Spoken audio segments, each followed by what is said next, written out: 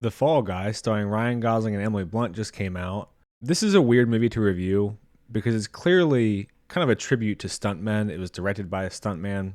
They say in the movie the stuntmen don't get Oscars.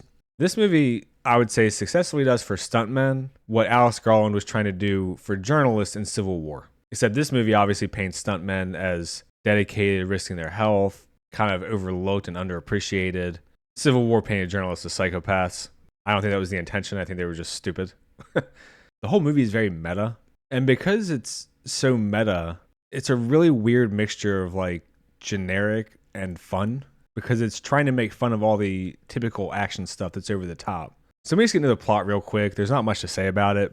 It's a pretty straightforward plot. Ryan Gosling is a stuntman for Aaron Taylor Johnston.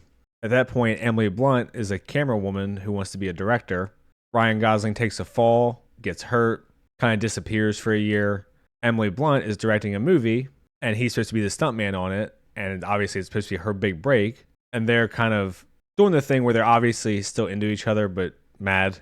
And they need to get the movie made in a few days. And there's a bunch of problems because Aaron Taylor Johnson's character is like a stereotype of an actor, narcissist, douchebag. You also have Hannah Waddingham, who you probably know is the lady that says shame, shame in Game of Thrones. Or if you like Ted Lasso, she's Rebecca. She's very good in that. And then there's a couple side characters you might recognize. The dude who plays the leader of the Jabami or Jumanji or whatever the fuck they're called in Black Panther. He's in it quite a bit. He's a pretty good friend of Ryan Gosling's throughout the movie. He's fun in this. So casting-wise, everybody's good. And overall, it's a fun movie. But I think where it kind of misses for me is because it's trying to make fun of so much stuff, you end up with it being generic because that's what it's trying to make fun of. And it's like kind of funny, but it's not so hilarious that it's like a wildly entertaining movie. And then I think a weird thing about this movie too is they do a lot of meta stuff. So in the very beginning, you get a bunch of terms thrown around that if you're not a filmmaker, which like myself and 99.99% of people, you're not. It's just a quick introduction kind of how much is going on behind the camera. But then beyond that, they overtly reference a lot of stuff. But there's multiple points where they'll quote a movie and then say what the quote is from. They definitely do some stuff that you've seen a bunch before. For example, there's a car chase scene that's very Speed or Fast and Furious or whatever style, where they're driving through the city and he's riding on a thin piece of metal on the road and all that kind of stuff, hanging off the car. So it's very over the top, very stylized. There's a couple pretty cool action scenes. I thought the action was all pretty solid. But overall, it's a weird combination of kind of fun, over the top action that's supposed to be generic, mixed in with like these kind of meta conversations about filmmaking. It's not so funny that you're like dying laughing the whole time, but it's amusing.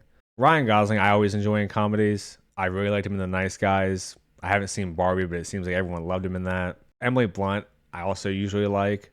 And they really do carry the movie with the performances. I think when you do a blend of like trying to make fun of things, but also kind of serious, it just kind of ends up in no man's land for me. Like, because the movie's making fun of all this stuff, it's never serious. Like, there's never really intense scenes or anything. But it's also not so funny that it's like not a big deal that it's not serious.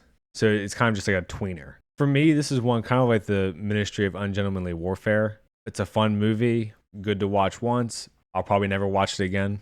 Maybe I'll put it on Netflix to go to bed or something. I think I'll wrap it up there. I don't really have too much to say about it because I don't want to spoil anything. And there's honestly just not that much to say. It's a pretty straightforward movie. It's very meta. It leans into it. I think it'll land for most people. But to what degree, who knows? For me, I wish more movies were like this, broadly speaking. Like, I'm fine with fun but forgettable movies that are just okay to good, not great, instead of most of what we get, which is just straight trash. So yeah, it's a fun to watch one-time tribute to stuntmen with a lot of references and a lot of meta commentary. If you've seen it, comment, let me know what you think. I try to respond to all the comments that aren't just insults. If you're here, like, subscribe and all that. Thanks. See ya.